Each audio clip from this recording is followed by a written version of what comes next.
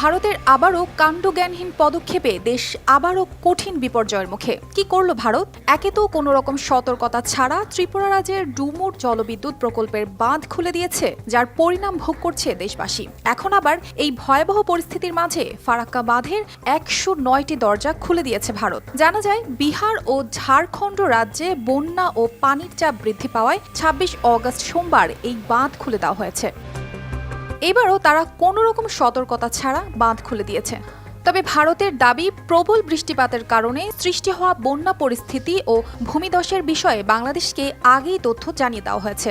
ভারতের সংবাদ মাধ্যম নিউজ ১৮ এর প্রতিবেদন বলছে, বিহার ও ঝাড়খণ্ডে বিপুল বৃষ্টি হওয়ায় ফারাক্কা বাঁধ প্রকল্পের জলস্তর বৃদ্ধি পেয়েছে। প্রকল্পে যে পরিমাণ পানি আসছে সেই পরিমাণ পানি ছাড়া হয়েছে। ফারাক্কা বাঁধ এলাকায় পানি বিপদসীমার ৭৭.৩৪ মিটার ওপর দিয়ে প্রবাহিত হচ্ছে। ফারাক্কা বাঁধে পানির অতিরিক্ত চাপ তৈরি হয়েছে।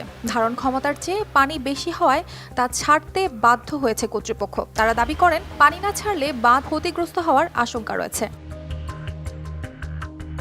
তাদের এমন পদক্ষেপে একদিনে বাংলাদেশে ১১ লাখ কিউসেক পানি প্রবেশ করবে। তাছাড়া এই পানি ছাড়ার ফলে গঙ্গা থেকে পানি ঢুকছে পশ্চিমবঙ্গের বিভিন্ন এলাকায়। বন্যার আশঙ্কা তৈরি হয়েছে মুর্শিদাবাদ জেলায়। বিহার, ঝাড়খণ্ড সহ গঙ্গার উচ্চ অবিবাহিকায় ব্যাপক বৃষ্টিপাত হওয়ায় গঙ্গায় হু হু করে পানি বাড়ছে। এদিকে টানা বৃষ্টি ও উজান থেকে নেমে আসা পাহাড়ি ঢলে আকস্মিক বন্যার কবলে বাংলাদেশের পূর্বাঞ্চল।